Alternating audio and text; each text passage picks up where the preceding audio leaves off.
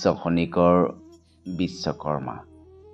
বিগত 16 বছৰৰ দৰে এইবেলিও উদযাপন কৰা হ'ল নিউজ লাইভৰ মুখ্য কাৰ্যালয়ত বিশ্বকৰ্মা পূজা।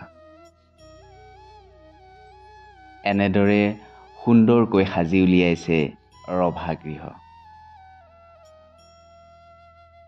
আৰু এয়া হৈছে মণ্ডপ, মানে পূজাস্থলী। আৰু এইফালে ভক্তক বহিব পৰাকৈ ধুনীয়া ব্যৱস্থা কৰি দিয়া হৈছে। সঠিক সময়ত পূজা আৰম্ভ হ'ল আৰু এনেদৰে এজন এজনকৈ ভক্ত আহি পূজাগৃহ ভৰিলে। উপস্থিত হ'ল ৰিণিকী ভূঞা শৰ্মা বাইদেউ। পূজাৰ অন্তত এয়া আমি আটায়ে একেলগে পুষ্পাঞ্জলি গ্ৰহণ কৰিলোঁ। পূজাৰ লগত সংগতি ৰাখি ভিন্ন অনুষ্ঠান অনুষ্ঠিত কৰা হৈছিলে।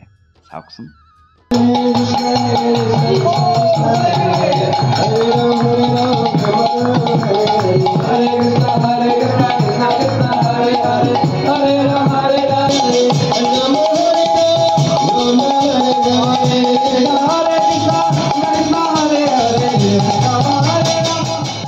আৰু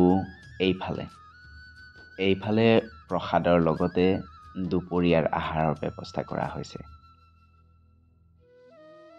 যিহেতু পূজা বুলি ময়ো মুখত একো এটা দিয়া নাই। সকলোৰে লগত ময়ো এনেদৰে বহিলোঁ আৰু দুপৰীয়াৰ আহাৰ গ্ৰহণ কৰিলোঁ। আৰু এইফালে চলি আছে ছোৱালীৰ নেগেৰা নাম।